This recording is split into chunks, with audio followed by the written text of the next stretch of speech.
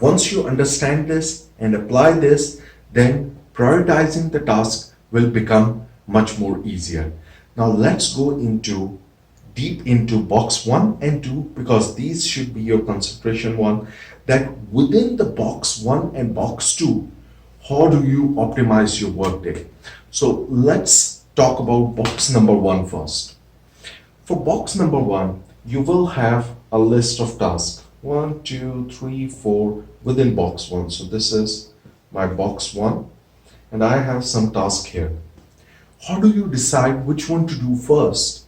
So this is now about concentrating on the task. I already talked about prioritizing the task. Now how to improve your concentration and achieve better success in your task. So within box 1, I have two very different strategies I use for box 1 and box 2 activities. And that's what I'm going to teach you. Now, to concentrate on box 1 activities, what I do is that when I have these tasks in front of me, I have to look at my nature. There are two kinds of people in my opinion. One kind of people are morning persons who actually have a high level of energy in the start of the day. And there are other kind of people who still need coffees, some chatting with the people, maybe some simpler tasks like emails till their brain turns up and then they start doing their activities. So they are late bloomers. So whether you're an early person or a late bloomer, then your priority on these tasks should change and only then you can get success. So I'm an early waking up person and I have more energy in the morning. So what I try to do is I try to pick up the most difficult task that's going to be, or the most uninteresting task out of these activities, which is going to be difficult to accomplish. And I target that. Let's say it's task number 3. So in the morning, I'm going to, the first thing before doing anything else, the next day, I'm going to be focusing on this task. I have a high level of energy, high level of motivation in the start of the day. And if at that time I do the most difficult task, I will accomplish it. And by accomplishing it, I'll be happy. And accomplishing the rest of the task is going to be very easy for me. But in case you are, again, a late bloomer kind of person who needs time to wake up, then what I suggest to you is, again, not wait until you reach your peak time, but target the smaller or easier activities first.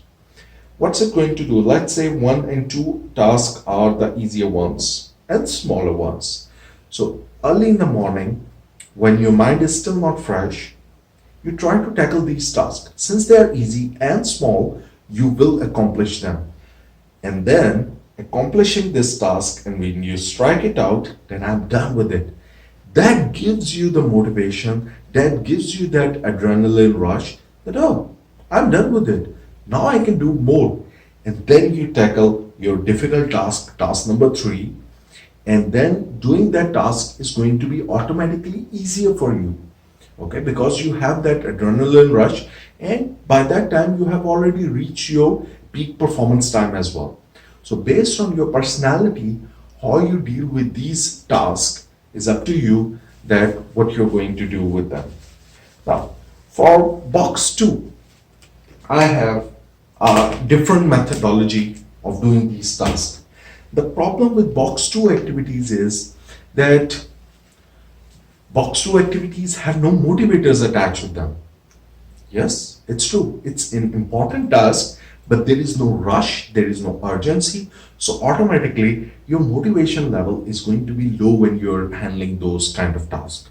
So you need to attach that element of urgency on those tasks so that you give them the same kind of push as you give on box 1 activities. So the last step is going to be regarding concentrating on box 2 activities.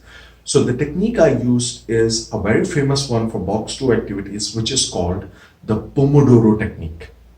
Pomodoro are those kitchen tomato shaped timers that you set for 30 minutes and then they keep turning their caps until the timer goes off, and that tells you your cooking is done. If your cooking was estimated for 30 minutes.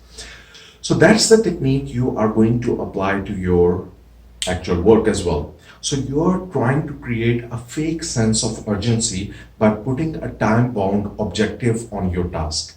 So it has to be 30 minutes, and out of those 30 minutes, the 25 minutes are supposed to be your task, and 5 minutes are supposed to be for a relaxation or celebrating your success period.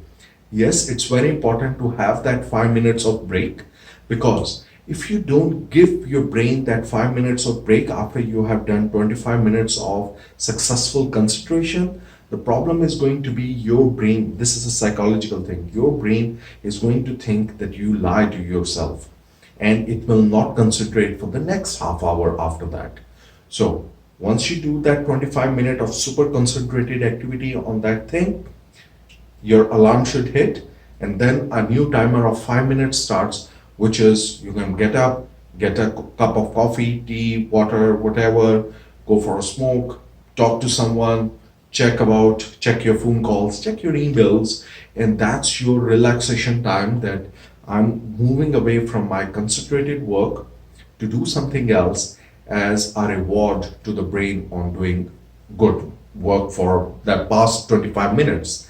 And that actually helps you, keeps you motivated and concentrated on the work. And that's the only way I see that box two activities get done in time.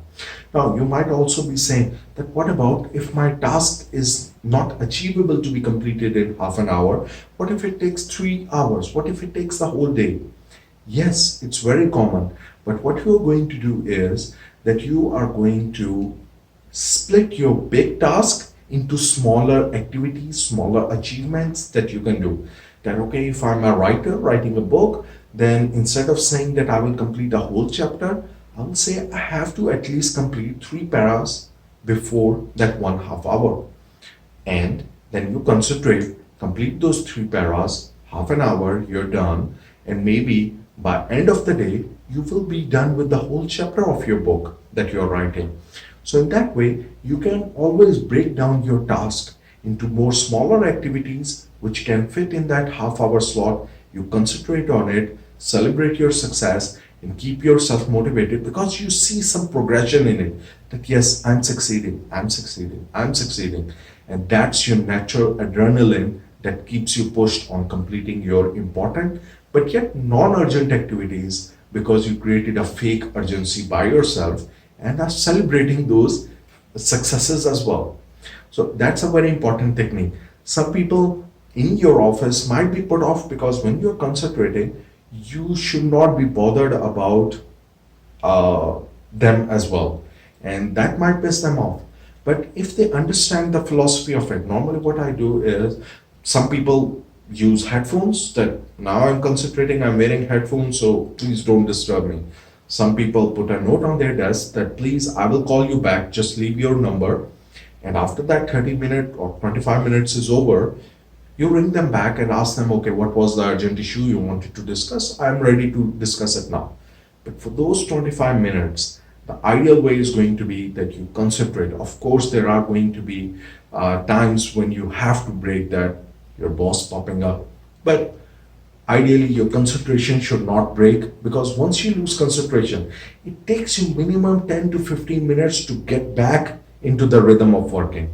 That produces problems in quality, that produces low performance, or you're not able to complete your work in time.